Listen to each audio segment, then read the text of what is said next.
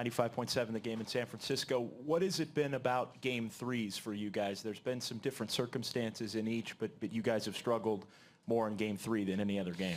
Yeah, I wish I knew. I would just tell the guys not to do that, whatever it was. But every series is different. In Oklahoma City, we were out of sorts. I think we've had a couple of game threes where maybe we let our guard down. Up 2-0 type thing. Last year we lost here in game three. I remember that. I don't think there's a common denominator. We just got to come out and play better. In the back, center. Paul from the Sports Channel. Hello, Coach. 2 games in a row, you guys took care of the business quite well without too much play from Steph and Clay. As a coach, how pleased are you when you see your team play so well and win games in such a fashion? Well, we just want to win. It doesn't matter, who scores the points or who gets the credit. We do feel like the strength of our team is our depth, and we're not overly reliant on one player, even the MVP.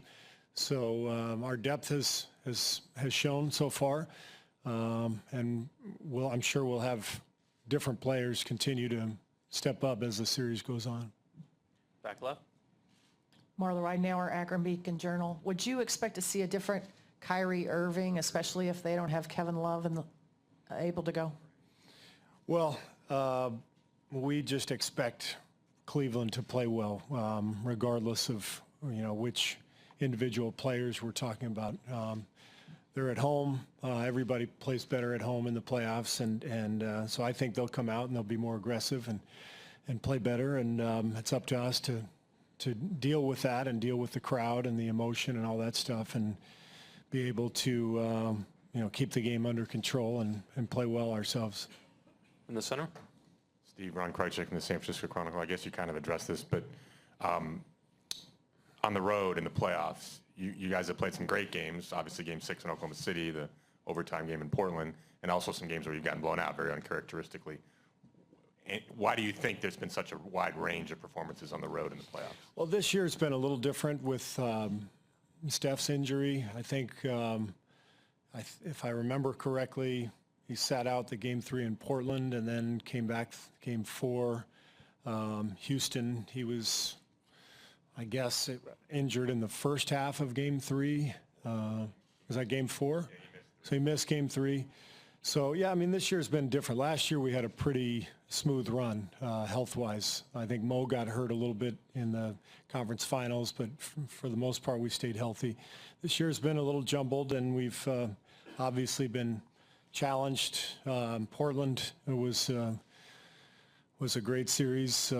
Every game was close other than the first one, I think. And then Oklahoma City had us on the ropes. So we've probably dealt with more adversity this year and had to kind of bounce back from losses and from injuries and that kind of stuff. But like I said, I don't think there's anything we can point to in terms of why we're struggling in Game 3s or the difference between wins and losses. It's usually the same stuff. You either play well or you don't.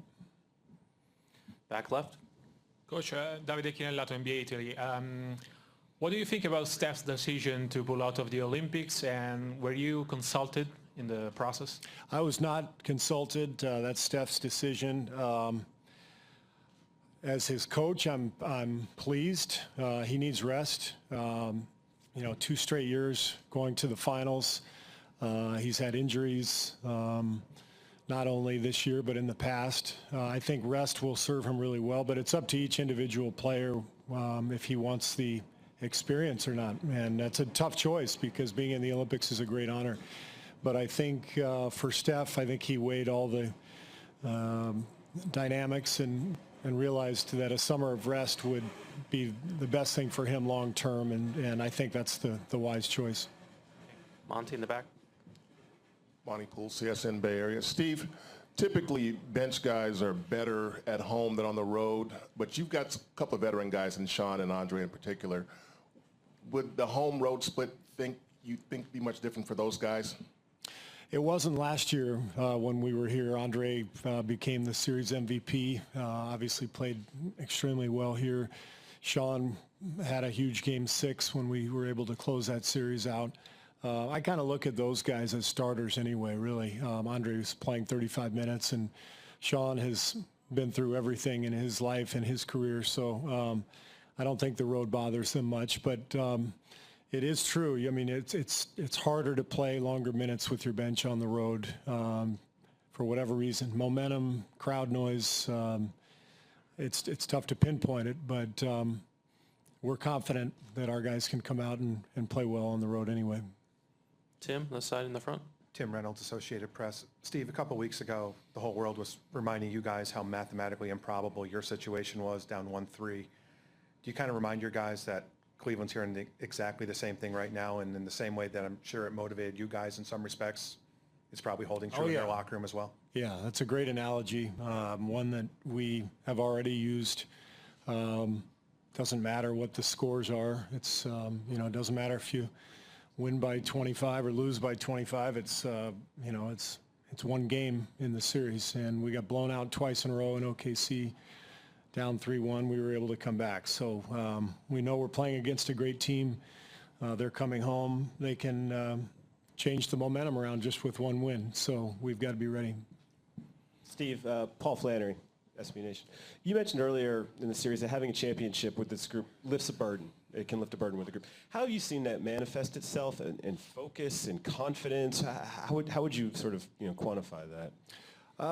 It's just a deeper level of confidence. So when you're down 3-1 and you've got the experience of winning a title, I think you have more belief that you can come back. I think there's definitely kind of a stigma in the league for individual players and teams. If you haven't won the big one, and that can weigh on you, that's not a factor for us. We've won one, and we obviously want to win another one, but there is a relief that comes when you've won a title. You get rid of that burden, and so we're not dealing with that. So I think we have, as I said, a really good level of confidence. I think that showed in the last series and how this series has started, and we just want to keep that going. Al, right here. Hi, Steve. Al Sarasovic, San Francisco Chronicle. Steph played fewer minutes in Game 2. There was some foul trouble involved. Was it because of the fouls, or can you give us an update on his physical status right now, and are you holding him back because of injury? No, it was all based on fouls, and then he was able to sit out the last 7 minutes or so because we had the comfortable lead. But he picked up silly fouls. He was his own worst enemy in Game 2, and we were fortunate to play well without him and win the game, but he can't reach. I mean, he had 3 just crazy reaches and slapdowns on guys' arms and wrists. He's got to be more disciplined than that. We need him on the floor. Can you give us an update on his physical status? Nobody's ever said anything to me the last week. None of the trainers, staff. So as far as I'm concerned, if they haven't told me anything, then he's 100%. Thanks, Coach. Okay.